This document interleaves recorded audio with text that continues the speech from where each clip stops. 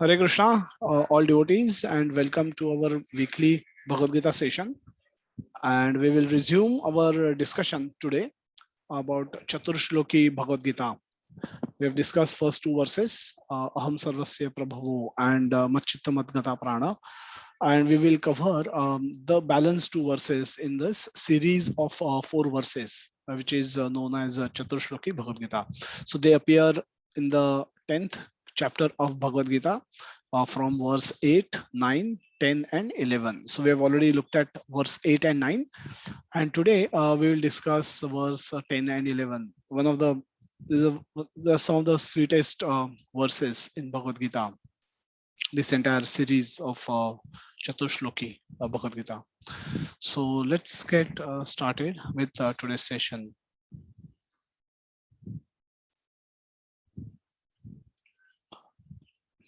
So we have we keep maintaining the title of Chaturshloki Bhagavad Gita Part 3 because this is third part. In the first section, we gave introduction and also we spoke about the first verse, Aham Sarvasya Prabhu, that is how great Krishna is. And then in the so next session, we discuss the second verse in this series, Machchitta Madgata Prana. And one between last Sunday was Narsha Chaturdashi, so we couldn't continue. We discuss pastime of Lord Narasimha and Prahlad and what all we can learn out of it, and that was also a very fascinating session. Thanks to all the devotees who participated in that discussion. And so today we will conclude this discussion on the Chaturshloki Bhagavad Gita by discussing last two verses. Before that, we started in the first session. We have discussed this thing called Sambandha, Abhidheya, and Prayojana, and so we've elaborately discussed. So we'll just recap on this about this. What does it really mean, and how it is applicable in the Krishna consciousness. So Sambandha Krishna. So Sambandha is when we understand what is the object with which I have to develop a relationship, about the knowledge about the object, understanding the object with whom we intend to develop a relationship is called a Sambandha Jnana. Krishna Sambandha Vijnana Daine Prabhave Namaha. So this is propagated specifically by Bhakti Siddhanta Saraswati Thakur Prabhupada. So his pranam mantra includes actually this sentence that Krishna Sambandha Vijnana Daine Prabhave Namaha. So this is, and Chaitanya Mahaprabhu also has elaborately discussed these three things, that Sambandha Krishna and Abhidheya Bhakti. Abhidheya is a process, or once having understood what is my goal, what is my target, what is my with whom I have to establish a relationship, then I need to take some actions in order to make progress towards that. So that is called Abhidheya. Abhidheya, what is Abhidheya in this? Is Abhidheya is Bhakti. So Sambandha Krishna. Krishna, why Krishna? Because Krishna is the Supreme Personality of Godhead. Krishna is through his energies, he has created this universe in which we are all living. He has provided us with all the facilities to live, to subsist, to survive in this world, to breathe, to have day and night, to have a calendar, to have time, and to have gravity, to have oxygen cycle, to have water cycle, to make sure that there is a vegetation, there is enough oxygen, there is sufficient climate, proper climate maintained for which will allow human beings to survive and thrive and try and fulfill their desires, of enjoying Krishna's property without Krishna. That is the inauspicious desire with which we started our journey from spiritual world and came into material world. So Krishna has created, out of love, Krishna is creating this facility to allow us to fulfill our bad desire also.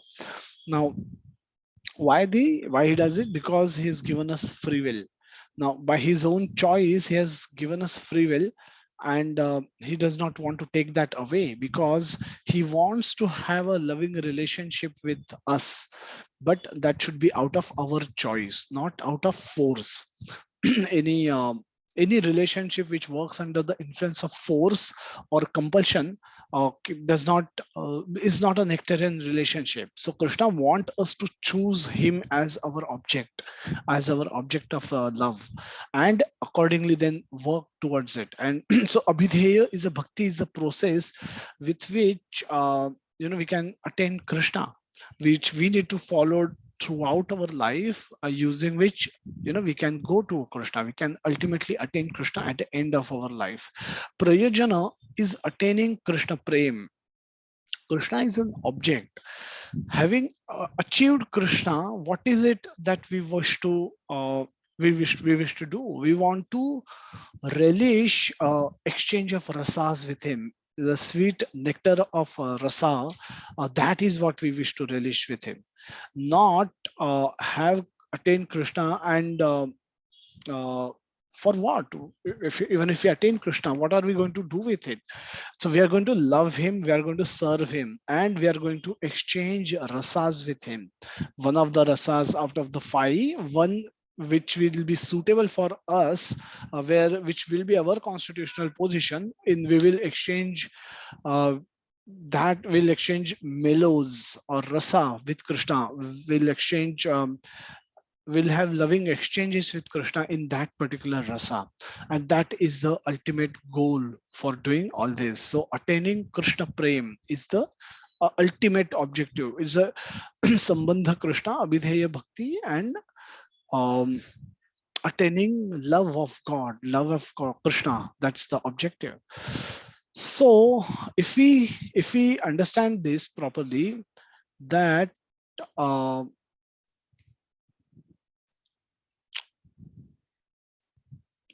that the concept of bhakti or devotion, now bhakti devotion is as it is defined in the is as it is defined in the by the dictionaries also, means love. The love for Krishna is the ultimate objective for which we are endeavoring as devotees. And that love is a sentiment, is an emotion. It's not a physical thing. So if it is only felt and experienced in heart, it cannot be seen, it cannot be touched, cannot be measured. Hindi, Bollywood films may try to measure love, but no, they fail. The love and pain both can't be measured. We can't know how many kgs of love we have, or it's how many liters of love we have. So same thing goes for pain. So love is felt and experienced by the soul. It cannot be seen, it cannot be touched and measured. So while we understand that, though it is unseen, though it is unmeasured by all scientific means, it is something that is real, and all of us would have had some experience of it during our current lifetime. It's parental love, it's a love between countrymen, it's love between sisters, brothers, past spouses. So many varieties in which we experience it in this while living in this current world also. So we understand, though it's unseen, though it cannot be shown, its experience, but it is real, it is something, it is not something fake. So that's very very important concept. So since love, bhakti means love, and that love is nothing but an emotion or a sentiment, then what is the role of buddhi or intelligence in bhakti? That's the question that we want to discuss with all of you. If it is a sentiment, if it is a buddhi is required. What is buddhi? Buddhi is in general our ability to take decisions, our ability to make choices. So our intelligence, we understand, is useful, but as far as love is concerned, um, what role intelligence at all have in the love, in the subject matter of love? Bhakti is ultimately, we understood that it's ultimately a subject matter of love. So question we have for all of you is what role bhakti or buddhi has in bhakti. Buddhi or intelligence have in bhakti. Is there a role? There is some role, there is no role. Let's hear from all of you.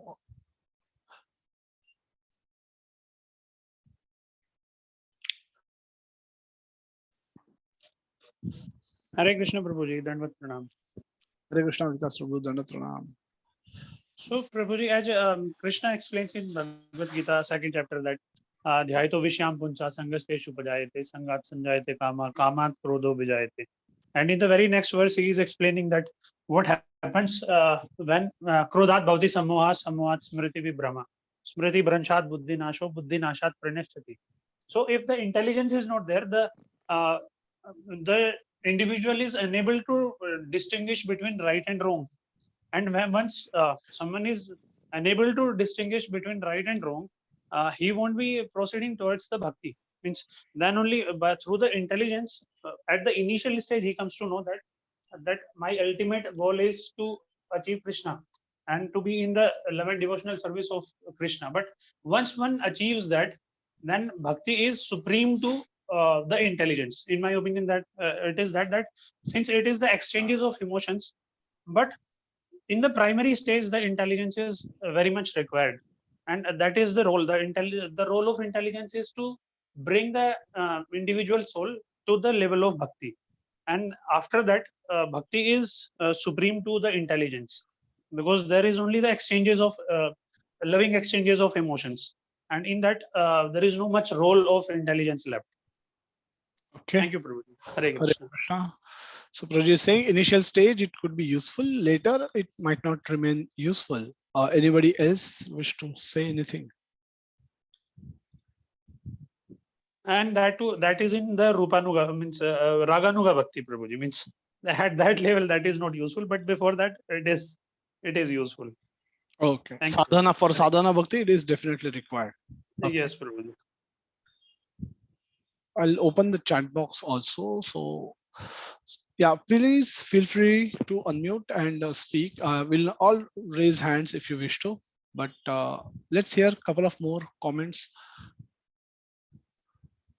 We are discussing question is we are asking is intelligence what is the role of intelligence in bhakti? We understand bhakti is a loving sentiment, and as in the subject matter of love, is there any scope for intelligence?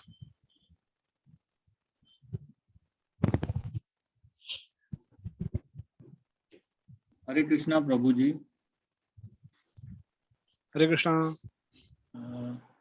In my opinion, I think intelligence has a very less role in bhakti, because if one has an intelligence, I mean everybody has, but if one uses the intelligence, probably he cannot surrender to Lord Krishna in wholeheartedly.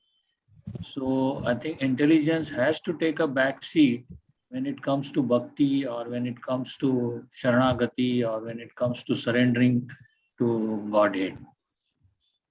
Okay, so at the time of as we speak about the the level where we surrender ourselves fully to Krishna, at that stage you're saying intelligence, one has to transcend the intelligence, one has to go beyond the intelligence and then surrender to Krishna, because if you retain our intelligence too much, it will become difficult for us to actually move forward. Okay, nice view. Couple of more comments and then we will jump into the rest of the discussions. Prabhuji, can I? Prabhuji. Yes, Yes, go ahead. Prabhuji, go ahead, Yes.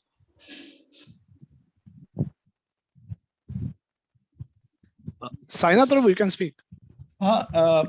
Basically, what I feel is intelligence gives us the strength to distinguish between right and wrong, and finally, it will lead to bhakti.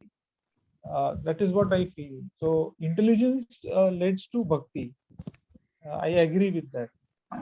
Because bhakti is an emotional sentiment, but intelligence gives us the strength actually to distinguish between right and wrong, and finally, it will lead to bhakti and through bhakti only, and we will always be on the correct path towards liberation. So this can be realized only by using tool of intelligence towards bhakti. That is what I think. Okay. Yes, Vinod Prabhu. We can then go to the Yes, comments. Yes, yes, Prabhu. in my opinion, intelligence is a must in the beginning to have the knowledge and as Prabhuji was saying, understanding right and wrong. And at every stage when we are proceeding towards the bhakti, the intelligence is required to understand the thing, get into details of it, and then only you develop a firm belief.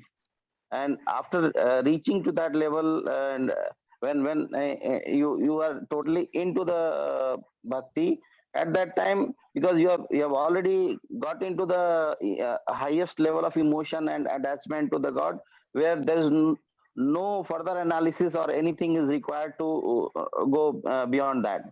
So throughout the path, I can say intelligence and bhakti go hand in hand, and at later stage of life where we are totally into the god believing and feeling about the loving exchanges, at that time it doesn't it is required, but it doesn't have much importance on that. Okay, nicely worded. Another comment which has come in the yeah, Sunil Prabhuji, एक minute. I'll just read one comment which has come in the chat box. We take shelter of the intelligence to differentiate between matter and spirit. Then we use intelligence to take shelter of Krishna, and then we take shelter of Krishna, putting aside our intelligence. Very nicely worded. This was comment by Purnima Mataji. Sunil Prabhu, yes, please go ahead. Whatever just Prabhuji said, that what I would put it in different language. It is just like race. Whenever a race starts, then in that particular case, the intelligence is forward, and in between somewhere else, then bhakti and intelligence go hand in hand, and afterwards bhakti overcomes intelligence, and then at the end bhakti there is a Victory. the end There's a line victory that for is passed by Bhakti. Yeah. by the bhakti. So that is the way Okay. I would put. Very nicely worded. Nicely, a good example. Jyoti Krishna Mataji, please go ahead. Hare Krishna Prabhuji. Hare Krishna. Once an individual is in bhakti, Lord Krishna gives intelligence to that individual to progress further in Krishna consciousness. Means whatever that individual is lacking, so Krishna gives him. Yes, even if that means intelligence is lacking, he can provide with that intelligence so that he can progress. One can progress in bhakti. So intelligence is required at our level. Additional help whenever required, that is also required. So intelligence is required all throughout. Yes, Roger. Prabhuji, without intelligence, the person will be entangled in three modes of material nature. So he will be embodied by the material pleasures, and he will be entangled. So if you want to come out of it, if you have to transcend this mode, we have to have an intelligence. The person with higher intelligence only can come out of the three modes of material nature, and that will lead to bhakti. Okay, but it can also lead to nirvishesha philosophy, where you or Shunyavadi philosophy, which is Nirvishesha Shunyavadi Paschatya Deshadarane. Because if everything is matter is temporary, and we are spirit, and that's the primary distinction. If we may draw, we may actually become Shunyavadi, because then there is nothing in this world, because a whole world is false. Reject everything. It can lead to. It may not lead to automatically give sentiments, a loving sentiments for Krishna, affection for Krishna, that might not arouse. So thanks, but anyway, for your thoughts. One more comment. Hare Krishna Prabhuji. Hare Krishna Mataji. According to me, intelligence तो सबके पास होती है, लेकिन अगर भक्ति होती है तो कृष्णा हमें वो इंटेलिजेंस देता है जिससे हम माया के उससे बच सके Okay. और हम Yes, that's true. Maya metam tarantite. So Krishna says, those who surrender to me, they can cross over the ocean of Maya. So that's right. Vikas Prabhu? Hare Krishna Hare Prabhuji. Krishna Prabhuji. Yes.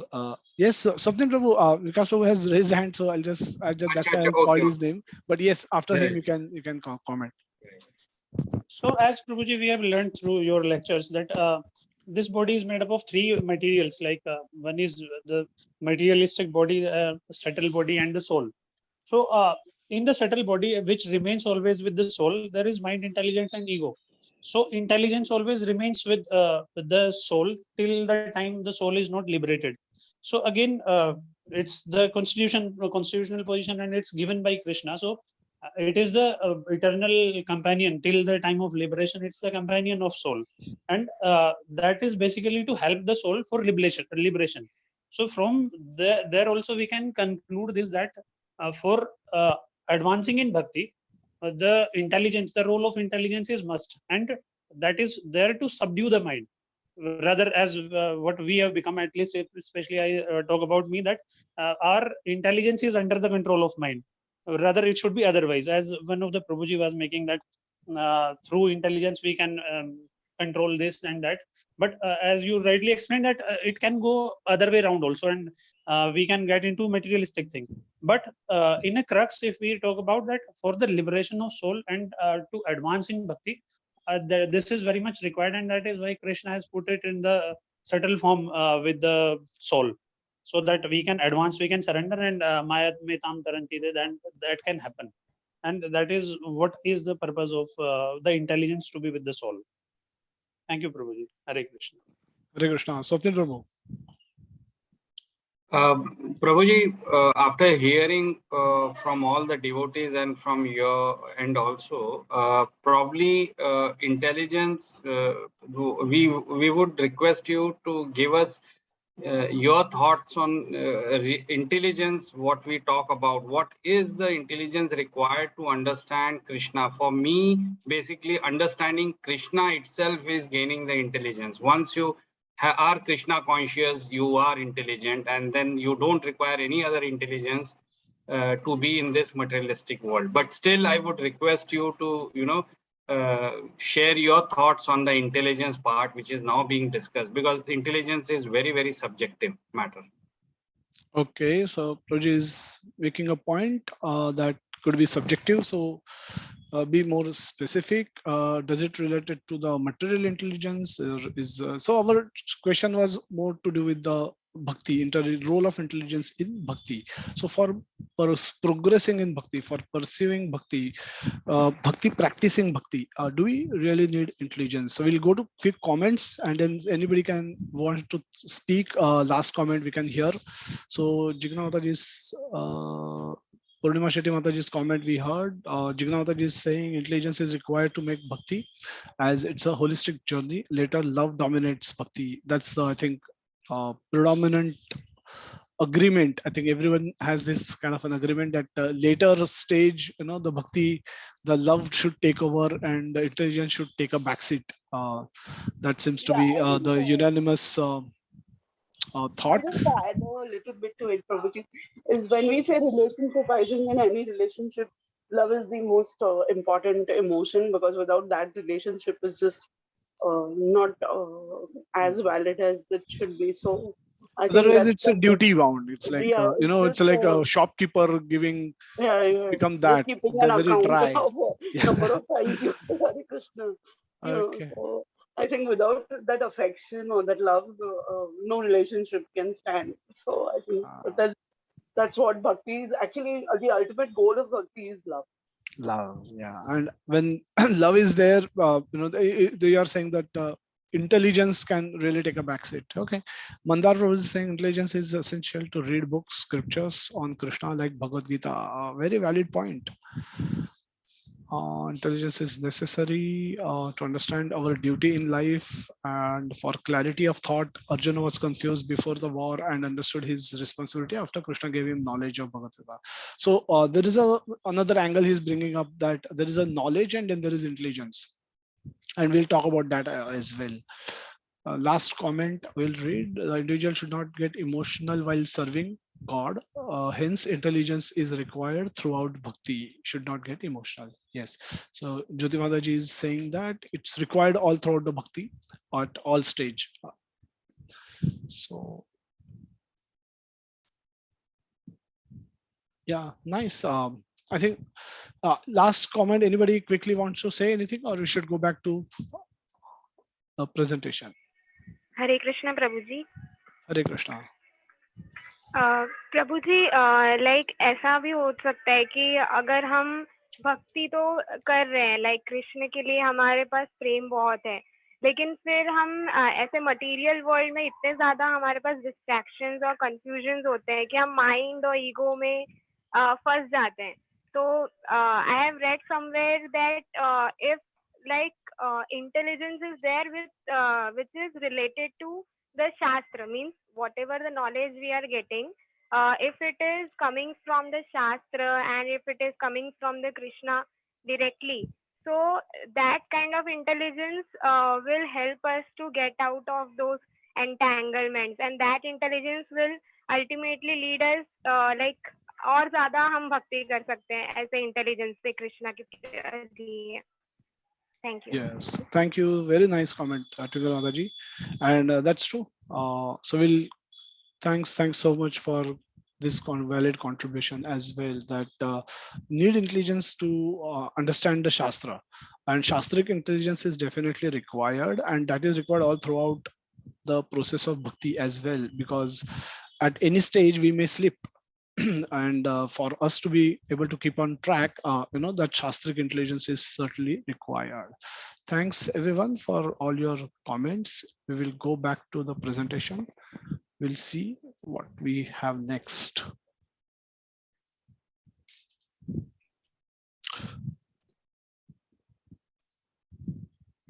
So let's try to hear a few comments about the intelligence, the generic comments that we can think of.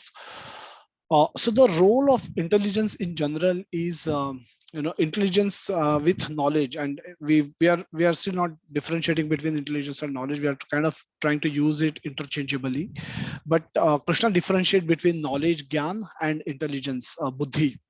And in the 18th chapter later, where Krishna speak about this elaborately, and he speaks about the knowledge in three modes of material nature, that is sattva guna, rajoguna, and tamoguna. And that knowledge or gyan in these three modes, that is explained, talked about in the verses from 18.20, 21, and 22, where Krishna speak predominantly about our ability of senses to take input, acquire knowledge from different senses, the inflow of knowledge or information into us, our brain and our mind. That is called knowledge in general. The buddhi or the intelligence is defined by Krishna later in the verses 30, 31, and 32, these three verses in the same 18th chapter of Bhagavad Gita, which has more to do with application of knowledge, and when take decisions basically using that knowledge. The basic fundamental knowledge is if we are able to remember capitals of all countries or all states, so that's a knowledge, that's a phenomenal. So our ability to take in data, analyze data, store data, retrieve data as and when required, that is all part of knowledge, and it's kind of a brahmanical activity, brahmanical quality. It's that jnana vijnana, one of the quality that brahmanas are supposed to have is the jnana. And the on the other hand, the intelligence or the buddhi is a ability to exploit that knowledge and do things. It's more action oriented than theory oriented. So using knowledge when we take decisions, that is the definition of buddhi, as Krishna has explained. So buddhi is a broader concept, which includes jnana, and which has a slightly bigger application, larger application also, because you're not just possessing knowledge, but you're also putting it into practice. Knowledge in general gives us expand our vision. For example, when we are driving on this road, and when we see any one of these signs, the bump ahead, or left turn ahead, or right turn ahead, or the ghat starts, whatever, whenever they see those kind of or diversion ahead, whatever, when we see these signs on the road while driving, we our vision gets expanded. Now the hump, or the speed breaker has not yet come. We crossroads have not yet come. The but by seeing that sign, and we have that knowledge, and then we are able to take a proper decision. We can slow down, or we can make up our mind which road to take. If we are hitting a crossroad, if we are expecting a speed breaker, we can accordingly slow down our speed. So that knowledge expands our vision. Even if that thing is 100 meters ahead, 500 meters ahead, uh, we uh, we are able to take decisions by using those signs. So knowledge kind of expands our vision beyond what we currently see. So we may see that it is ahead of 100, if there is a speed breaker, then immediately we will take reflective action to slow down our speed, so that when we hit the speed breaker, eventually we are able to navigate through it properly. We are able to negotiate it properly. Knowledge, intelligence also help us deepen our understanding than what is available on the surface. So if you have proper intelligence, when the child says, for example, that she doesn't want to eat, a mother can understand that probably the baby does not want the sabzi that is prepared for today. So on the surface, baby is saying that she doesn't want to eat, but deep inside she has other understanding also, that this sabzi I don't is not of my choice. So if they offer me something different, then I might eat. I'm still hungry. Now, if you only go by the surface, what you see, what you hear, then mother is supposed to keep quiet. Baby doesn't want to eat, let her not eat. But baby is actually hungry, and mother has that deeper understanding also, with the knowledge and the intelligence.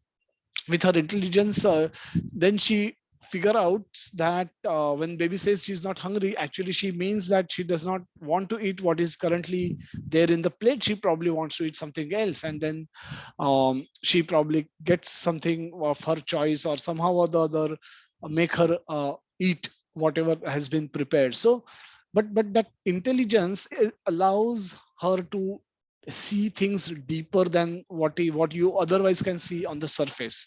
So it expands our vision, intelligence, and it gives us a deeper vision as well. It helps us go deeper while acting in the world also. So the knowledge and intelligence help us negotiate in this world properly.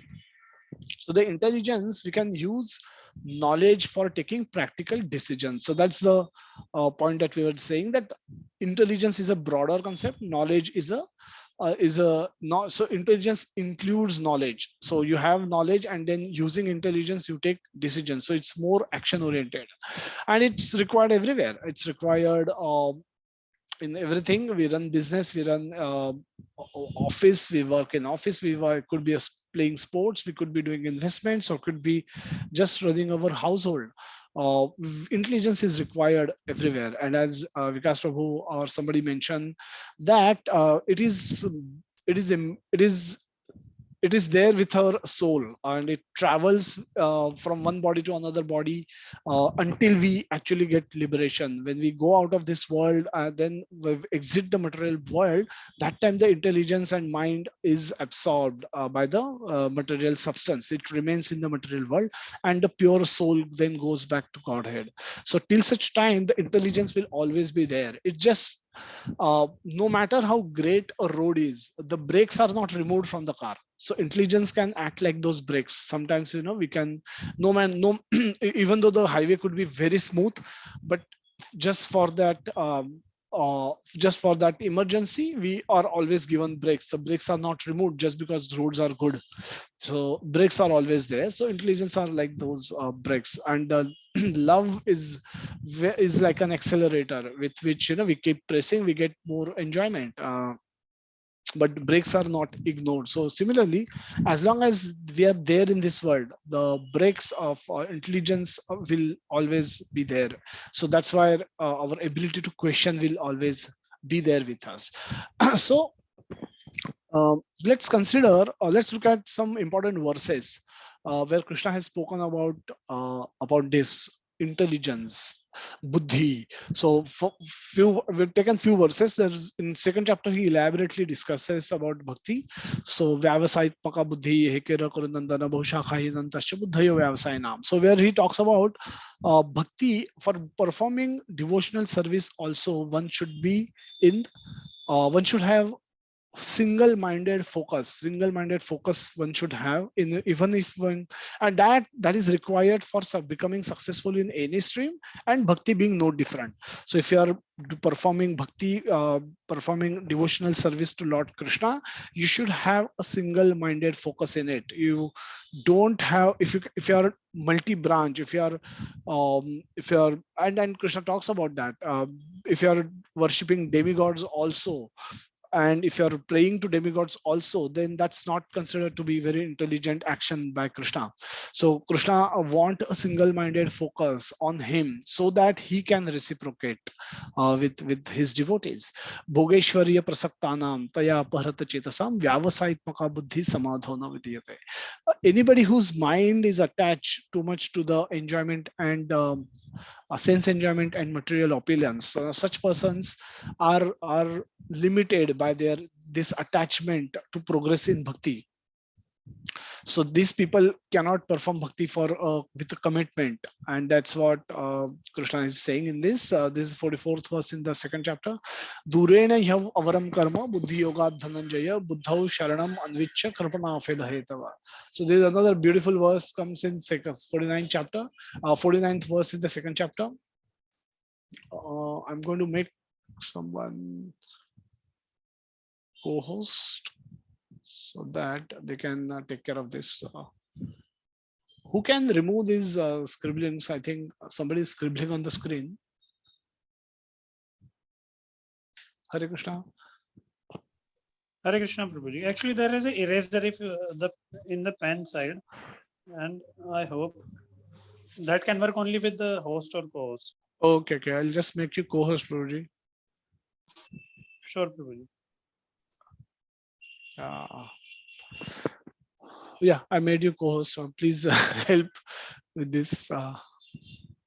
Okay, so the Durena avaram karma buddhi yoga dhananjaya buddhau sharanam anvicha, that taking shelter of buddhi, one has to progress. This is another beautiful verse where Krishna speaks about this. Later, some of the verses quoted is 2.63, where Krishna says that how buddhi is lost, intelligence is lost, and then the person falls down again into the material pool. And it all starts by by the 62nd verse, where Krishna says that krodhat bhavati sammoha sammohat smriti vibhramaha smriti bhramshat buddhinasho dhyayato vishan punsa. In the 62nd verse, dhyayato vishan punsaha, that by meditating on the sense object, eventually your intelligence is lost and you fall back into the material pool. So all your progress in the spiritual life, whatever it has happened, can be can be temporarily lost. It doesn't get lost per se. The spiritual credits are not lost, but you get a setback because you give up eventually the spiritual practice and fall back into the material world. And that's the biggest unfortunate thing to be had to happen to you. If you once become a devotee, once you get convinced about Krishna consciousness philosophy, giving it away, and then going back to the practicing material life is the most unfortunate thing that can happen. And that can happen if you are not careful about your protecting your bhakti. So nasti buddhir ayuktasya na cha ayuktasya bhavana na cha bhavata yeah shantir ashantasya kutham sukham. So again, if you don't have supreme intelligence, transcendental intelligence, nor a steady mind, without which there is no possibility of peace, and how can there be happiness without peace? Another beautiful verse in the second chapter, indriyanam hi charta yan mano nu vidhiyate tadasya harati pradyam vayurnavam ivambasi. That intelligence can be stolen if your senses are concentrating on one of the sense object. Any one roaming sense also can trip you away from the path of bhakti. Somebody has, I think, mentioned this aspect, and that's very correct. That we look at four verses very quickly to discuss the role of intelligence in bhakti. The first verse is obviously we spoke about 2.49, that durena yav avaram karma buddhi yoga dhananjaya uddhav sharanam anvichya prakrpana hafala hetava. That we have to take shelter of buddhi. That initially we have to take shelter of buddhi to differentiate between spirit and matter. The second chapter, Krishna elaborately speak about the distinction between spirit and matter. That Arjuna is worried because he's thinking that he will have to kill those people who are his relatives, and Krishna elaborately then explains show him the difference, that these people whom you consider to be your relative, that relationship is at a bodily level. It's not at the level of soul. At the soul, they cannot be killed even if you want to, and as a bodily level, at a bodily level, they cannot be protected even if you wish to. And hence you should not worry about the temporary, you should seek eternal. So this distinct one, the differentiation, ये जो भेद करना है कि the subject matter of what is spirit and what is matter, now that requires intelligence, and that intelligence is a first step towards progressing towards Krishna, and that intelligence uh, has to be given by will be either given by Krishna, or it will one way get this intelligence in the association of devotees and spiritual master. Okay, let me just see if I can remove this. Hare Krishna, Prabhuji. What you can do is, Prabhuji, Clear all drawings. Okay. Yeah, I think it's meant. Right, Prabhuji. It is available with only host, not. Oh, with so host. sorry. Yeah. Okay. It's fine, Prabhuji. No problem. Yeah, please. Any children who are near the computers, please don't do it. Otherwise, you can do one thing, Prabhuji. In the meeting setting, there is annotation that might have been enabled. You can just disable that, so it won't happen, even from your side also, and from anybody else side. Clear. Save. I don't think I can switch it off because that might have to be done from the back end. Okay, Prabhuji. For that, then the meeting will have to be closed. Right, Prabhuji. Yeah, hopefully nobody will do it again, or I'll clear it again, whatever.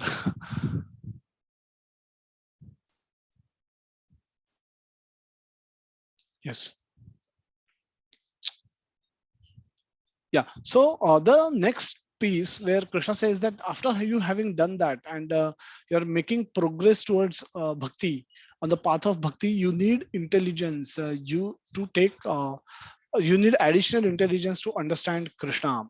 If you are not able to understand it the way it is explained by acharyas, by spiritual masters, and by devotees, then you need additional intelligence which can be given by Krishna. So that is they are the two verses that we will be studying. And then the last stage is where you fully surrender to Krishna, that is sarvadharman parityajya, keeping aside your intelligence. So I think this is also most of you have guessed. You probably never didn't quoted the verse, but this is the verse which where we actually keep aside our intelligence and surrender to Krishna. We take shelter of Krishna, keeping aside our intelligence, and that's the sarvadharman parityajya. These are the that's where you do things which seemingly may appear to be unintelligent, and we can see multiple examples of it in the Prabhupada's life. Srila Prabhupada wanted to travel to America. They wanted to travel outside India for the first time at the age of 70, when most people consider themselves in our generation will consider themselves lucky if they live till the age of 70.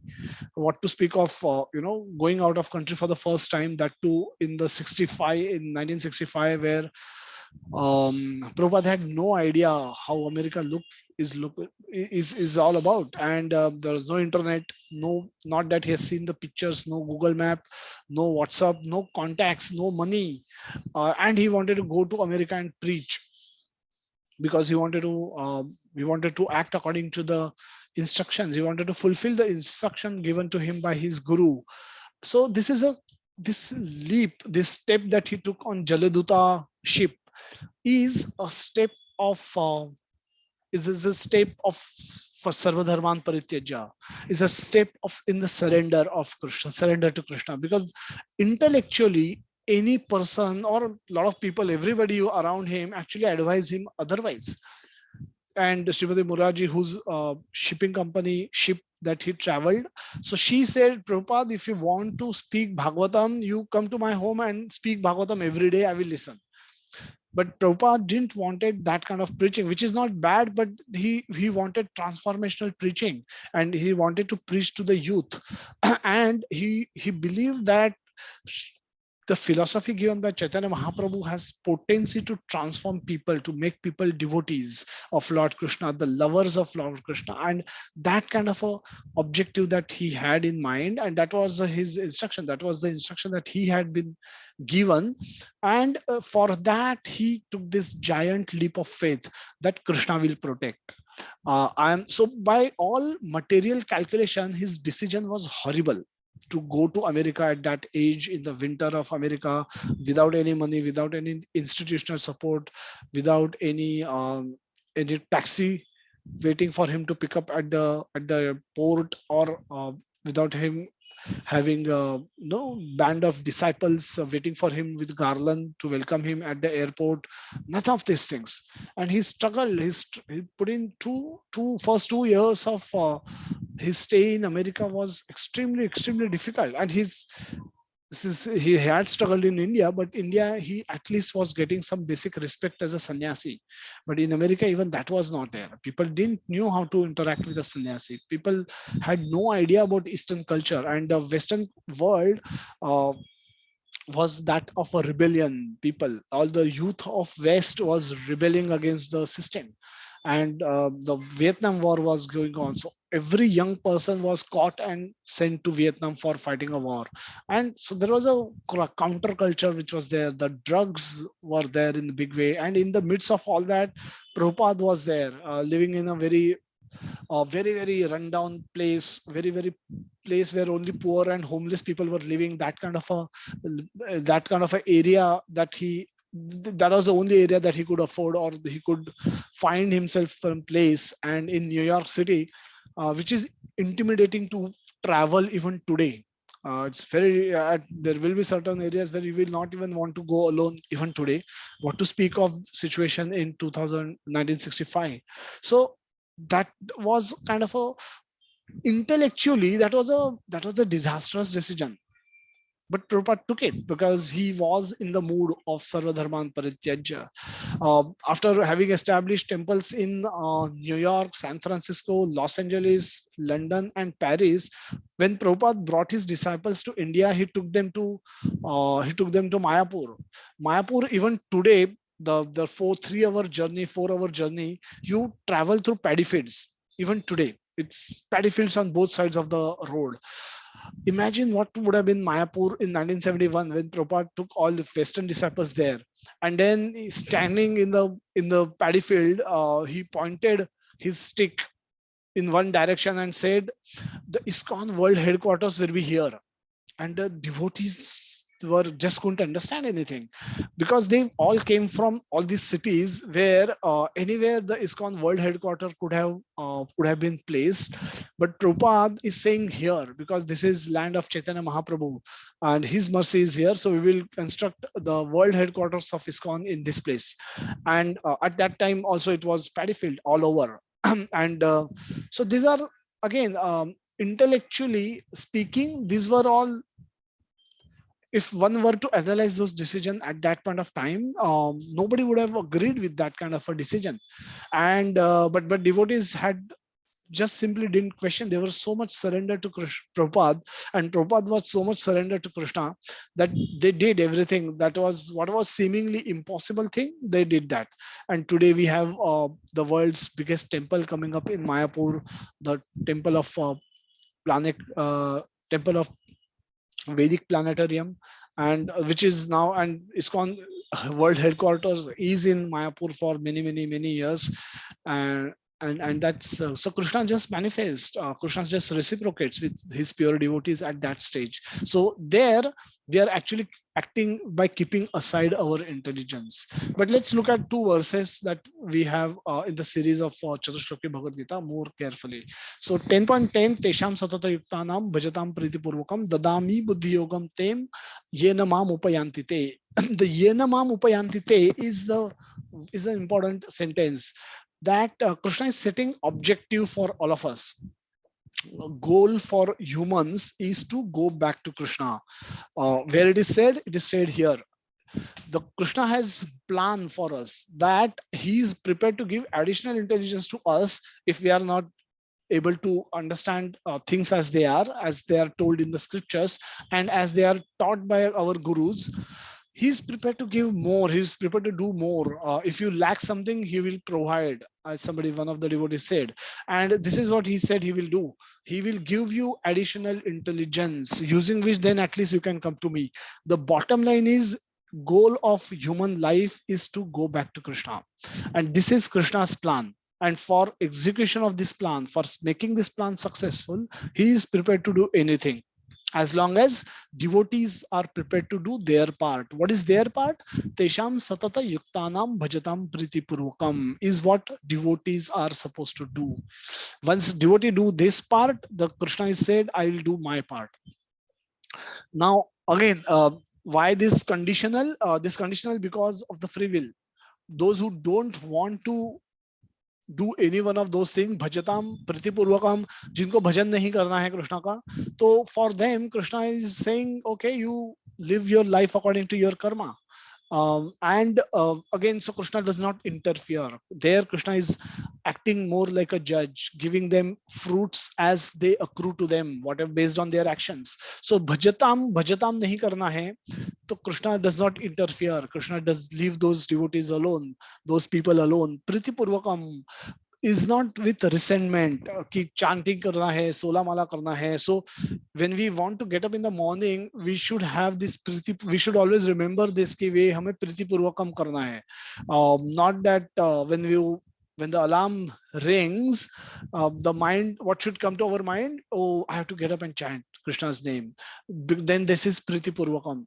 सतत युक्ता नाम, ये सतत करना है, युक्ता नाम इस सतत करना है, एंड सतत is daily, Every time it has to be done. Every time it has to be done. Daily it has to be done. It has to not to be done occasionally. कि festival to festival I will do. Problem to problem I will do. आज problem है मैं आज कर लूंगा. अगर कल से problem मेरा खत्म हो गया तो I will go to mall. I will go to movie halls. I will not be a devotee. Again, I'll remember Krishna when I get into a problem next time. Now, satata yuktanam bhajatam pritipurvakam is an instruction to all of us. Is a very potent instruction that this is what is expected to be done by all the living entities, all the human beings. And then Krishna says, I will do something, I'll give you additional intelligence, using which then you can come to me. So you can come to me is the goal of human life, and which is stated here. So the ultimate goal, Prabhupada elaborate this point in the purport. The ultimate goal of progress is Krishna.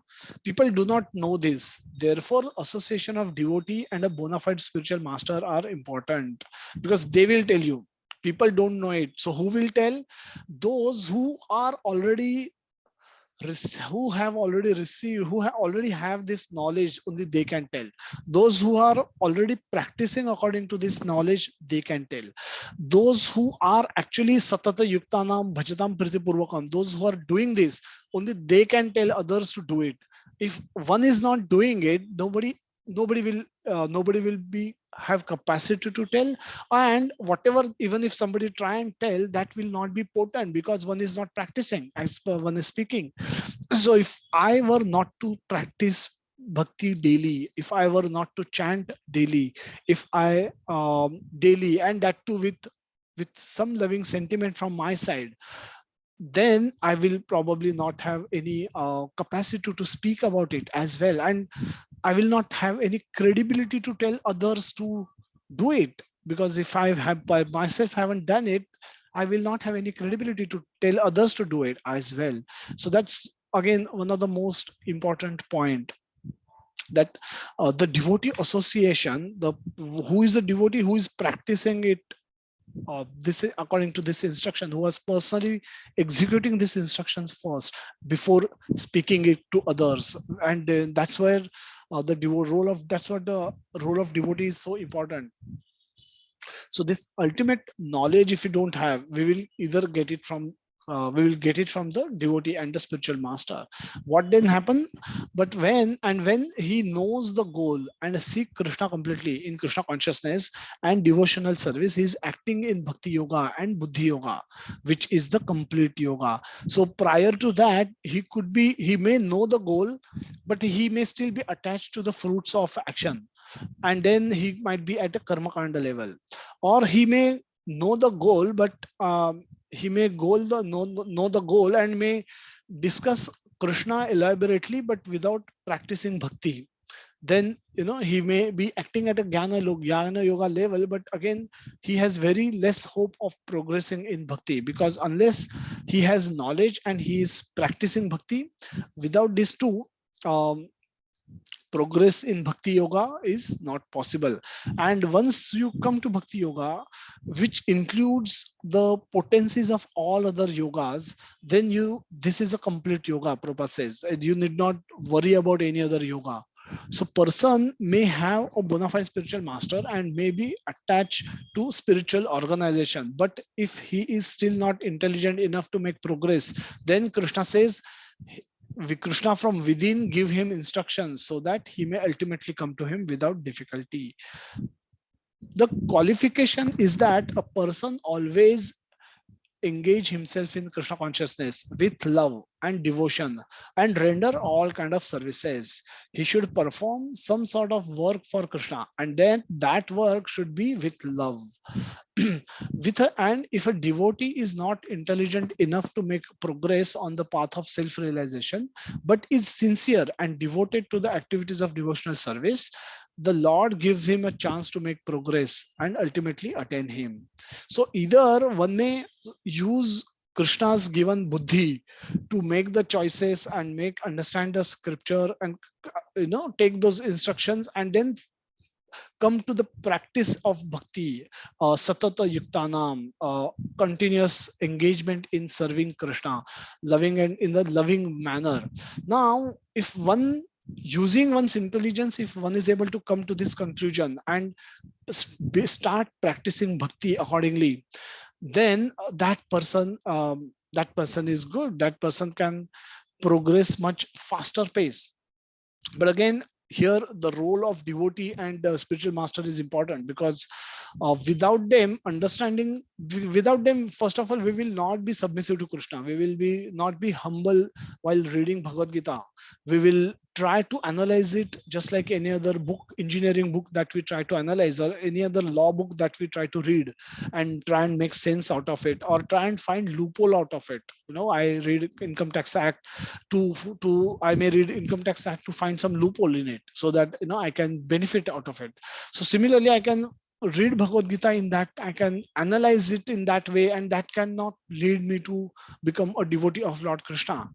That kind of a reading could also be an intelligent way of reading, but it's a wrong way of reading, and that will never make me a devotee. So one has to read also. Even if one is using one's own intelligence, one has to become submissive, one has to become very humble, and that is possible if you are guided by devotees. And that's why the understanding of devotional service, devotee association, is very crucial. Now the knowledge is there in Bhagavad Gita as it is also, but that also, when we read it, discuss, when we discuss it with devotees, it is understood. Otherwise, even if we try and read it on our own, it's very difficult to understand. But Krishna says that you don't have to worry about that, because as long as you're sincere, and you're trying, you're using your own intelligence also, you can progress under guidance of devotees. Even if you're not intelligent enough for this, you may think that I cannot understand the knowledge of Bhagavad Gita. Krishna says, as long as you're sincere and as long as you're performing devotional service, I will give you the chance to make progress and ultimately attain him. Krishna's eagerness, this shows Krishna's eagerness for us to come back to him anyhow, somehow or anyhow. We have no eagerness to go back to Krishna. We may theoretically agree on that part, but practically, for 6 days of the week, and most of the time that our awake consciousness, we are thinking of our material life, we are not thinking about Krishna. So that having said, it's very difficult to maintain that consciousness, and that's why we need devotee association who can keep reminding us every now and then about what is our ultimate goal, what is Krishna's plan for us. And we should align our plan with Krishna's plan. If we make our own plan for creating material empire where we can enjoy perpetually, or till such time our body lasts or senses help us enjoy, then our plan becomes conflicting with Krishna's plan. And then that's not where Krishna will be reciprocal to us. That's where Krishna will be more of a judge, acting more of a judge, become udasin with us. He will not have any reciprocal loving exchange with us. He will not want to have any reciprocal loving exchange with us, and then he will grant us whatever is due to us, as a judge deliver judgments based on the evidences produced before him. So Krishna will become udasin with us, and that will be biggest unfortunate event to happen to us if Krishna turns away. He doesn't turn his back to us, but we turn our face away from him, and then we show him our back. He's still waiting for us to turn back and face him and come to him. But it's unfortunate, that's the most unfortunate thing to have happened, is this, that we turning our back towards Krishna. And that can happen if we are busy making our plans, if we don't align our plans with Krishna's plan. Krishna's plan is yena tem upayanti te ten, as revealed in the last sentence of the previous verse. Now, how does he how does he do it? Krishna gives more light to that, to the 10th verse, that Krishna says that Tesham eva anukampartham aham agyana ajam tamaha nashayamyat nashayam atman atmabhavastho jnana deepena bhasvatha.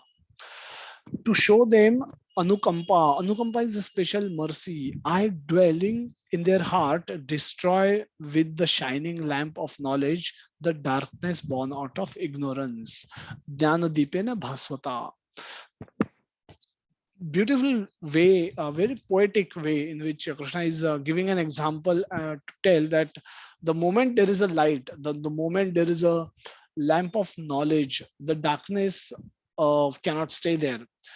The Chaitan Chatamrita, there's a verse that Krishna Surya Sama and Maya Andhakara, and Jethe Krishna Tahanahi Maya Adhikara. So Krishna is like sun and Maya is like darkness. And wherever there is a Krishna, there is no adhikar. Adhikar is no jurisdiction of Maya. The Maya goes away, and that's what happens whenever in the dark room, when there is a lamp of whenever we lit a lamp, the darkness goes away. We can start seeing things. So this is another beautiful verse where Krishna says how he does what he does, and in the purport, Prabhupada narrates a beautiful story of he starts his purport by narrating this story about Chaitanya Mahaprabhu delivering Prakashananda Saraswati. Now, Prakashananda Saraswati is a scholar in Mayavadi scholar living in Varanasi, and Chaitanya Mahaprabhu was in Varanasi, and there was a Maharashtrian Brahmana who invited all sannyasis to his home. And Chaitanya Mahaprabhu went, and all the Prakashananda Saraswati was the topmost scholar in the Mayavada philosophy based in Varanasi. So he occupied a principal position amongst all sannyasis as well. And Chaitanya Mahaprabhu went and washed his leg and sat on the floor outside. So this was supposed to be a meeting between Chaitanya Mahaprabhu and Prakashananda Saraswati, where so having seen the bodily effulgence of Chaitanya Mahaprabhu, the effulgent body of Chaitanya Mahaprabhu, all the sannyasis were astonished to see his bodily luster, the bodily beauty of Chaitanya Mahaprabhu. So they all immediately understood his special sannyasi, though he may be from a lower sampradaya. So he was initiated by Puri Sampradaya. So that is considered to be a lower sampradaya amongst the sannyasas. Also, there are five. There is a gradation. There is a topmost, then there are second most, then there is a third most. So Puri Sampradaya is supposed to be the third. It's not a third grade, but it's on the third position in the order. So the topmost positions are some other sampradayas. So Mahaprabhu was initiated in Puri Sampradaya. So he went and sat on the floor, and Prakashananda Saraswati personally came and he gave his hand to him, and then he said, no, you cannot sit there. You please come and sit with us. And then he offered him a nice seat. And then the conversation started between him and so where he says that you look as brilliant as if you were Narayana himself. Will you kindly explain the reason that you adopted this behavior of low class people? Now, which behavior Prakashananda Saraswati is referring to? That Chaitanya Mahaprabhu was dancing and singing and dancing in the Sankirtan movement. So he had begun the Sankirtan movement, and in Varanasi also, wherever in many various temples he would visit, and he would chant Hare Krishna Mahamantra, sing Hare Krishna Mahamantra, and dance in ecstasy. And sometimes he would laugh, sometimes he would cry, sometimes he would faint in ecstasy, and sometimes he would behave like a mad person almost. So Prakashananda Saraswati and other sannyasis from the Mayavada background, they were not impressed by this kind of action. And then this is what sentimental people do. You are supposed to be studying Vedanta philosophy. You are supposed to be meditating and studying the Vedanta philosophy. What are you doing there with those people? And because wherever Chaitanya Mahaprabhu used to come, the big crowd used to assemble, because he would just not dance alone. So many people will just see him and will get attracted to him, and then they would also come out and they would also dance with him, and they would all get blessed with love of Godhead, which Chaitanya Mahaprabhu was freely distributing without considering any qualification. So this is what the mood and in which this conversation started. So he's saying why your behaving like a low class person. You're dancing on the road. This is not what sannyasi is supposed to do. And then Mahaprabhu replied to Prakashananda Saraswati that, dear sir, then he says, the beautiful verses of Chaitanya Chatamrut, 7th chapter, Adi Leela 7th chapter. And I think I have some of these verses which we may take a look at. This is the verse that he says that my spiritual master has advised me, Murkha tumi tomharo nahika Vedanta adhikar, Krishna mantra japa sada, ei mantra sara. So he says, my spiritual master has advised me that you don't have any adhikar. Adhikar means you're not qualified to chant, to do the Vedantic study. So what do? You're a fool, so you just chant this Hare Krishna Mahamantra, which is the essence of all mantras. And then simply by chanting the holy name of Krishna, one can obtain freedom from all material existence. Indeed, simply by chanting Hare Krishna Mahamantra, one will be able to see the lotus feet of Lord. And then that's what Chaitanya Mahaprabhu immediately takes a very humble position. And though he knows the Vedanta philosophy entirely, which he will elaborate later, but he begins his conversation like this, by simply taking a very, very humble position in front of Prakashananda Saraswati. And that makes him favorable to him, that makes him favorable to listen to Chaitanya Mahaprabhu, what he's going to elaborate later. And later, in after a few verses, Chaitanya Mahaprabhu actually speak about the philosophy and Vedanta philosophy, the objective of Vedanta, objective of discussion of entire discussion that has been narrated there, and how the Shankara Bhashya is incorrect, how the Shankaracharya commentary is wrong. And that's what Chaitanya Mahaprabhu speak very elaborately and very in very detailed manner, and he establishes his Siddhanta that love of Godhead is so exalted. That is considered to be the fifth goal of human life. The first four goals of life are dharma, artha, kama, moksha. That dharma, artha, kama, and one who has to try for liberation. But he's saying that love of Godhead is fifth goal of human life. By awakening one's love of Godhead, one can attain the platform of conjugal love, tasting it even during the present span of life. Now, this is what Chaitanya Mahaprabhu is saying. And these are the verses these are spoken by him, and that's why they have extreme potency. So if he's saying we can, then we can test the love of Godhead. We can test the love from Krishna in this present span of life as well. The Supreme Lord, who is greater than the greatest, becomes submissive to even a very insignificant devotee because of his devotional service. It is the beautiful and exalted nature of devotional service that the infinite Lord becomes submissive to the infinitesimal living entity because of it, because it is performing the devotional service. In a reciprocal devotional activity with the Lord, the devotee actually enjoy the transcendental mellow of devotional service.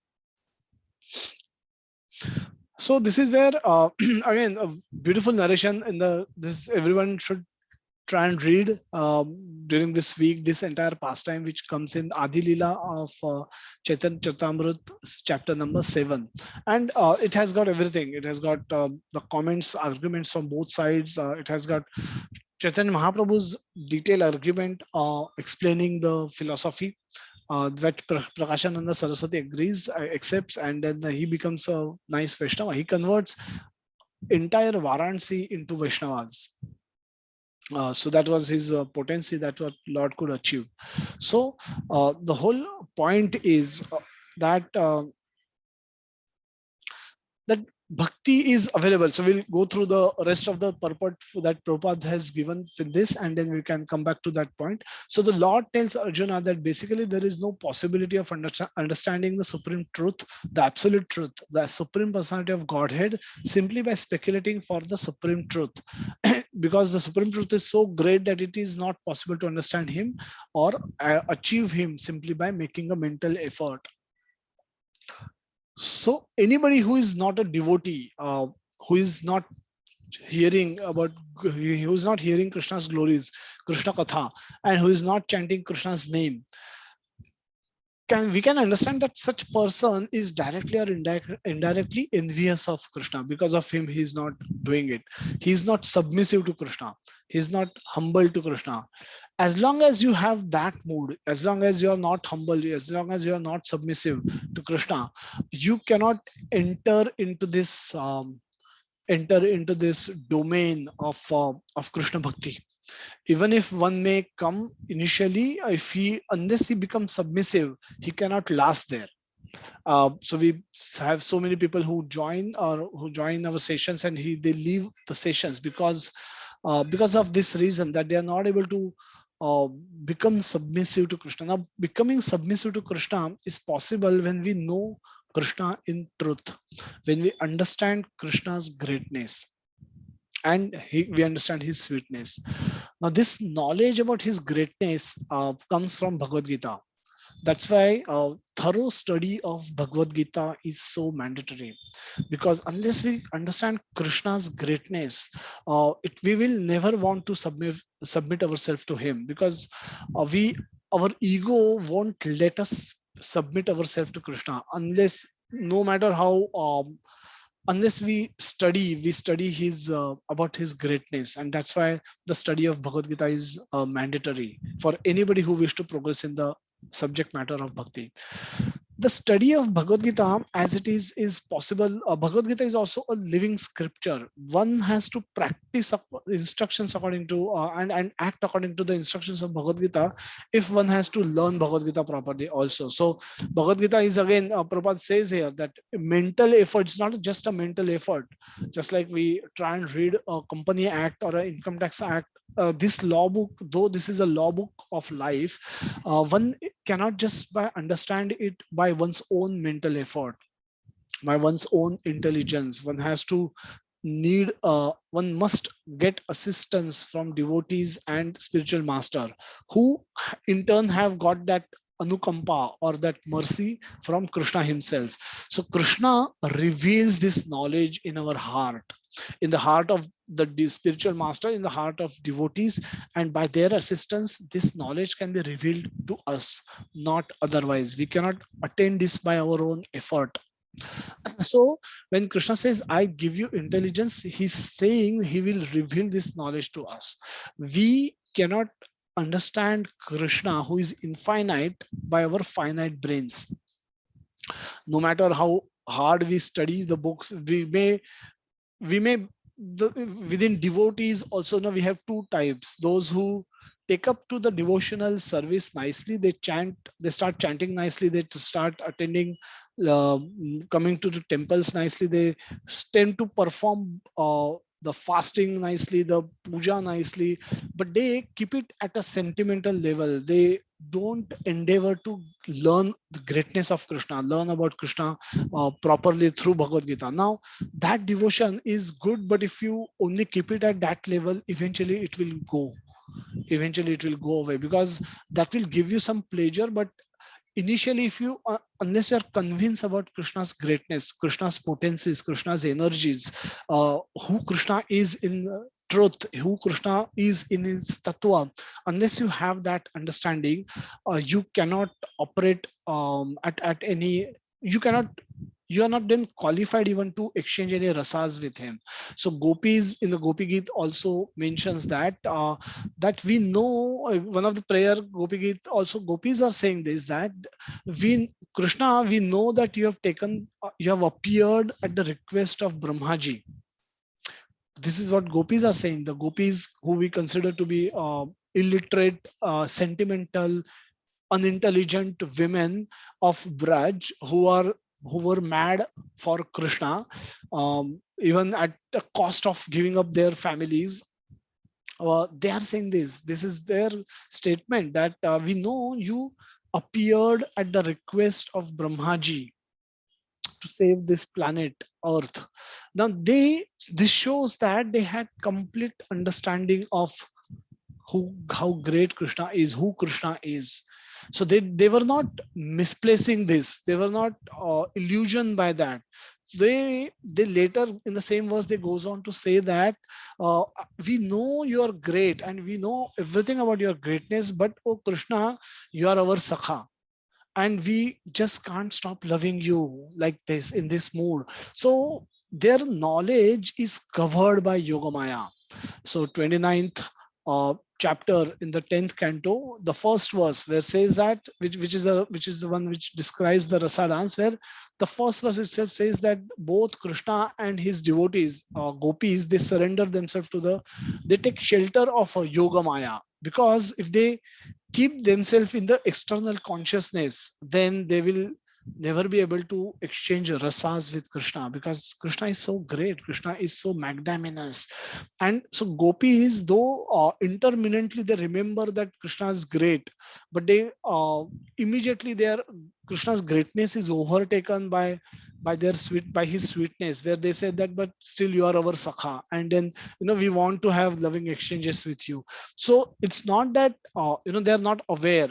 So but that's an important instruction for all of us, that if we keep our bhakti only at a level of sentiments, then we and if we don't hear about his greatness, if we don't get convinced about his energies, about his potencies, about his greatness, about his vibhutis, then our bhakti cannot may remain at a sentimental level and may disappear, may just get evaporated very fast.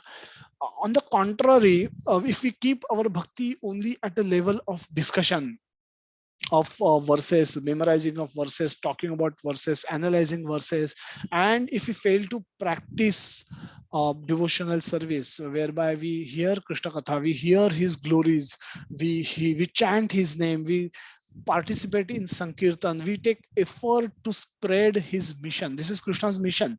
What is his mission? Yena mam upayantite. Everybody, he wants every soul to come back to him. And he is prepared to do anything for that. And though he loves those who assist him in this mission. So this is his mission. And if we can do something to propagate these missions, to take this mission further, to bring even one soul closer to Krishna, then we become Krishna's assistant, and that's where we become again eligible to get his anukampa. Anukampa is causeless mercy, special mercy that we can also become entitled to receive. We can attract this mercy from Krishna, and then Krishna says that this is only by devotional service the supreme truth Krishna is pleased, and by his inconceivable energy he can reveal himself to the heart of pure devotee. So we become pure devotee and Krishna can reveal himself to us. So what is the qualification of pure devotees? Tesham satata yuktanam bhajatam priti purvakam. That's it. Don't have any other expectation from us. Krishna has kept a bar very low, that tesham satata yuktanam bhajatam priti purvakam. Just worship me. Worship me. Bhajatam has obviously the wider meaning, just not bhajan karana. It has chanting, the hearing, glorifying Krishna, doing practical things for Krishna also is included here. So helping helping Krishna in his mission to bring back every soul closer to him. So that's his work, that's his mission, that's his plan, and we align ourselves to that plan, and we help others align to that plan as well. And that's how the preaching movement that ISKCON is having is aimed at that uh, at achieving that objective, that bring one soul closer to Krishna at a time. And even if that one soul can come closer to Krishna, that's their mission is successful. So Prabhupada has mentioned in his preface that we have started this movement, and even if we can make one nice devotee out of all our endeavor, we will declare this mission to be successful, this ISKCON formation of ISKCON and this entire thing to be successful, grand successful. And then we have not 1,000, we have millions of devotees today practicing Krishna consciousness all over the world, from Los Angeles to New Zealand. So everywhere we have devotees, we have temples, we have Harinam, we have Krishna Katha, we have festivals, and we have Ratha Yatras, we have temples, we have deities, we have Mangala Artis, we have Bhoga Arti, Darshan Arti, Bhoga Arti, and Shayan Artis, and we have garlands being made. So devotees are engaging in various capacities. But doing practical things for Krishna's service can take shape and form, can take many form and shapes, and that's what the movement allows everyone to get engaged in service of Krishna in the way their inclinations allow them to do so. Whatever you can do, whatever you possess, use it in Krishna's service. If you possess intelligence, use it in Krishna's service. If you have some singing ability, use it in Krishna's service.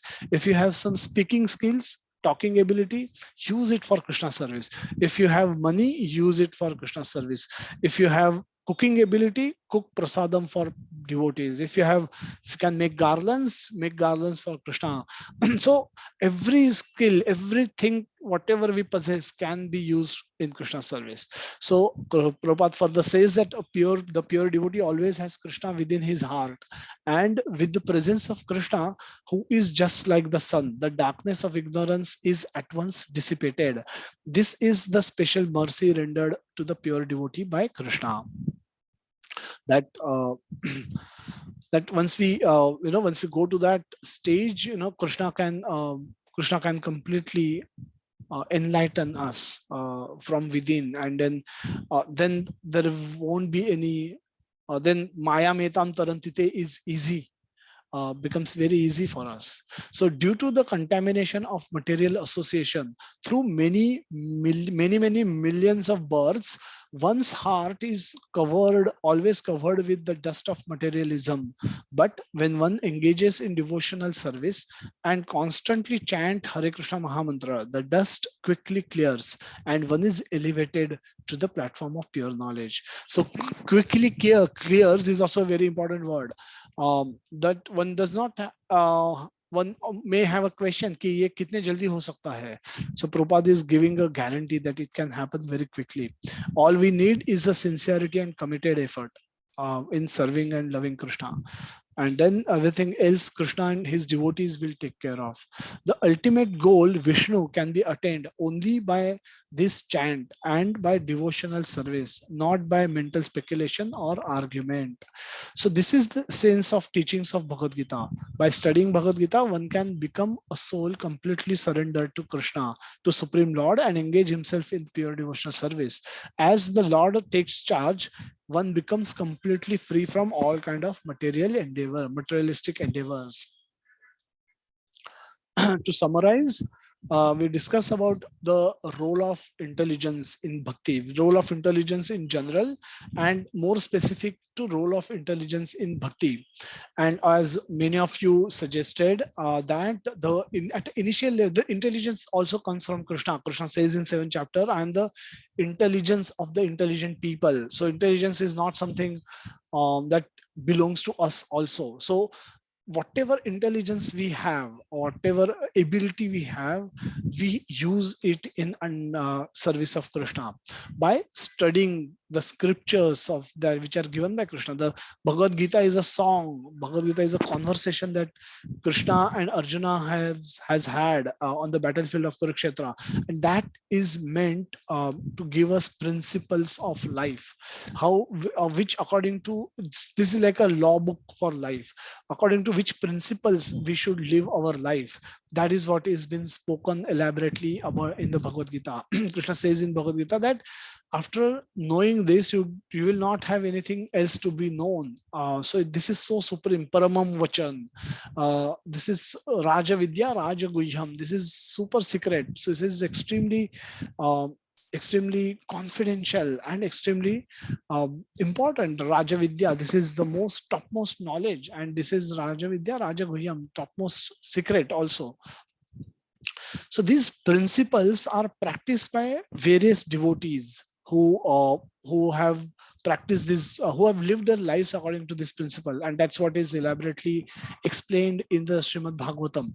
The case studies are explained, whereby learn that we can learn that how those principles which were mentioned in Bhagavad Gita were actually put into practice. How devotees can be fully surrendered to Krishna, how Prahlad Maharaj surrendered himself to Krishna, how Prahlad Maharaj took shelter of Krishna, how Gajendra surrendered to Krishna in the moment of difficulty, how Krishna could show his anukampa, the special mercy to Ajamil when he chanted just by mistake name Narayana at the moment of death. Now, so there are multiple case studies through which throughout Bhagavatam, 12 cantos of Bhagavatam, which will tell us how those principles of Bhagavad Gita are implemented by various devotees and what supreme benefit that they got. So we like to have knowledge, we like to see examples also. And then we need a facility where we can practice devotional service. Once we have these three things, it's up to us to take up the practice of spiritual practice and progress, because by giving away our temptations for sense enjoyment, by giving away our desires for material opulences, they will come and they will go based on our karma. But this is one karma which is not in our destiny. This is one karma which we can choose using our free will. So so this is what the intelligence is used at the initial level to differentiate what is material, what is spiritual, and choose spiritual, choose Krishna, choose Bhakti. And not only do that, once you get the knowledge, practice, implement that knowledge and practice that knowledge. Practice devotional service with love and sincerity, pleased by our intent and commitment both. One may have great intent, one may have good knowledge and may have all the intent to become a devotee, but one may never act according to that intent. Then those devotees are most unfortunate. And one may have in knowledge, one may have intent, and one may also start practicing, but one may not be practicing satata yuktanam, or always tesham satata yuktanam. If one is not dedicated in his practice, one is not committed in his practice, then such persons also, such devotees also cannot make much progress. So but anybody who has shown the intent and shown the commitment, Krishna becomes happy with them. Krishna, so this requires us to make some adjustment to our daily life. We hear devotees saying that this has to come at some cost. Today, Krishna is not part of our life. If we want to fit Krishna into our life, we will have to give up something that we currently possess, currently occupies our time, because all of us have limited time. All of us are having 24 hours in a day and 365 days in a year. So if we want to fit Krishna into it and give Krishna sufficient time, 2 hours of chanting, 1 hour of reading, 1 hour of calling, if we want to do that, if we want to calling and talking to the senior devotees, 1 hour of calling and cultivating a junior devotee, I can do so many things just sitting at my home. I can join my japa session in the morning, I can join my hearing session in the evening. In between, I can read books, I can cook and offer bhoga to Krishna and eat prasad. Then I can have conversations with my senior devotees taking more guidance from them, I can have conversation with some of my junior devotees, cultivating them, helping them come closer to Krishna. Now, and this even without stepping out of my home. I can do all these 6 things without stepping out of my home. What to speak of if I can come to temple and do participate in practical services? I have unlimited things to do for Krishna, and my intent and my commitment can go a long distance to show Krishna how interested we are in him, how much we have aligned our plan with his plan of yenamam upayantite. And then once Krishna see this alignment, when Krishna sees this commitment, he's eager, he's ready to provide us with that anukampa, special mercy, to understand him more, to reveal himself more to such devotees. And that experience is joyful, extremely joyful, when Krishna will reveal his. Today also, whatever we have understood, it's revelations come from Krishna. We have understood it from our seniors, and you are all understanding it from us in during our discussions. Now, once we get that realization, once we get that understanding, now that is a joyful learning for us. The experience of Krishna makes us joyful, spiritually joyful. And with that joy, it's easy for us to then make Krishna our goal. Krishna, we don't go to Krishna asking for things to achieve which will help us achieve our goal. Achieve our goal could be to have 4 homes with 5 BHK or 4 BHK, so that my retirement is taken care of. And for that, I may go to Krishna, or I can make Krishna my goal, and the rest everything becomes secondary. Krishna says, you do that. Rather than coming to me asking for things, you make me your goal. Why? Because I am such a beautiful, desirable object.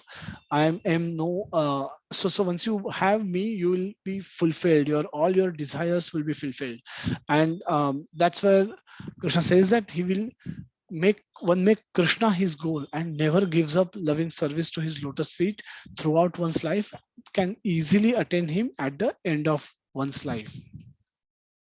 So the role of intelligence, as many of you have correctly pointed, at this stage, the last stage, we have to give up intelligence to accept Krishna. But we should always reach this stage making use of intelligence that Krishna has given us originally and Krishna provide us additionally.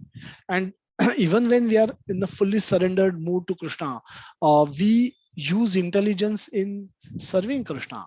So Prabhupada used all his intelligence, business knowledge, property knowledge, pharmacy knowledge, construction knowledge, cooking knowledge, music knowledge in service of Krishna. Prabhupada was simultaneously managing the temple, the activities of worldwide ISKCON, through managing devotees who were popping up in every nook and corner of the world, from Los Angeles and San Francisco to New Zealand, Wellington.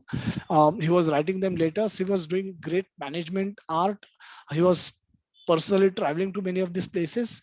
He was cooking for devotees. He was singing for Krishna. He was building temples. He was fighting court cases. He was acquiring properties. He was initiating devotees. He was giving classes. He was meeting press. He was handling communication.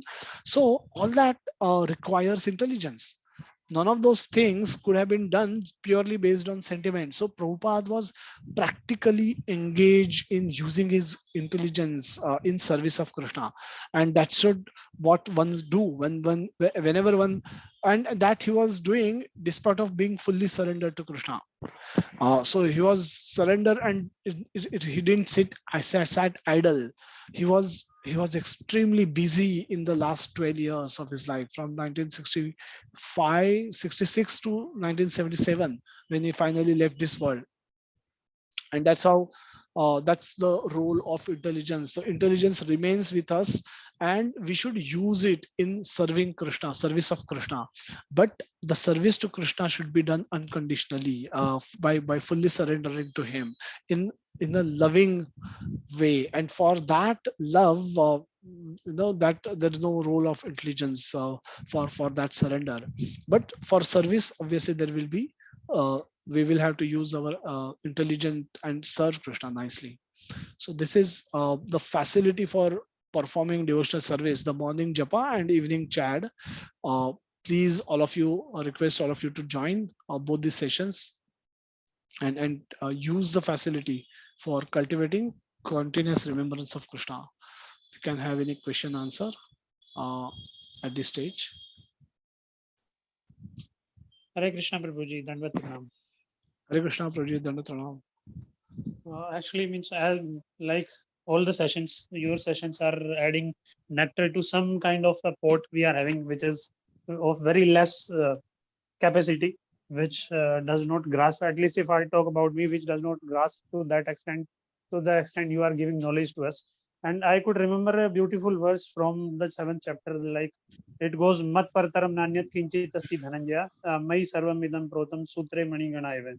So you have just summarized this verse, means as per my understanding, you have summarized this verse in this particular session, at least means towards the end of the session, very nicely, like uh, there is nothing to be known, or there is nothing about Krishna, and everything, all the nature is he is the controlling thread. He is the thread through which this nature is revolving around. So means what to get to know more than this, and this is because of your mercy and because of your lecture, because of your way of presentation, and the times you takes the names of Krishna and we are hearing eventually, it is a guarantee certificate that we will advance in our spiritual life. Means there is no doubt, at least to me, though my performance of services are pathetic, poorest to the pathetic even, but uh, it is the mercy of yours that will eventually make us progress. So thank you very much for giving, making all your endeavor for the benefit of us. So thank you very much, Prabhuji. Hare Krishna, Dandavat Pranam. Hare Krishna, Prabhuji. You're leading chanting every day, Prabhuji. That's a great, one of the greatest service, and we are engaging all the devotees for taking up chanting, and also actually leading chanting during that. So that's and that practically try and do all 365 days. So that's a great endeavor and great knowledge you're cultivating. So please continue with all your endeavors, and Krishna willing, you will all attain success. All of you all will attain success at the end of this life itself. Hari Bol, Prabhuji. Thank you very much. And it is all glories to you and Narottam Prabhuji. Thank you very much, Prabhuji. Narottam Prabhuji, yes, not to me. For my level, it's you and he, and for your level, maybe he. Okay. Hare Krishna. So, Prabhuji. Jignavadaji, so there is one question Nayan Prabhuji is asking about the audio. So you can meet us and we can share with you the audios, the Kirtan audios. And if you are in Mumbai, please visit temple on Saturday. Coming Saturday at 11 a.m. when we will have special class of Atul Krishna Prabhu. You can bring audio. You can bring some thumb drive or pen drive. You can have those things copied from us. So that's your answer. Prabhuji, could you please repeat the 5 levels of Chaitanya Mahaprabhu mentioned to Prakashananda Saraswati? The 5 levels. Yeah, Jignathaji, I'm not able to understand 5 levels. So he basically he says he elaborates on the Vedanta philosophy, Chaitanya Mahaprabhu, and he proves to him that the energy, just like yesterday's question, that energy and energetic should not be confused. Both are independent. No, but And Prabhuji, you mentioned that there were 4 things. Last was moksha. So you said oh, 4 dharma, things. artha, kama, moksha. Okay, Huh, and the dharma, love of and God. then the love is the 5th. Love of God. Okay, yeah, okay. That's all. Okay. Yeah, thanks for that clarification. Yeah. Any other question, or we can close today's session?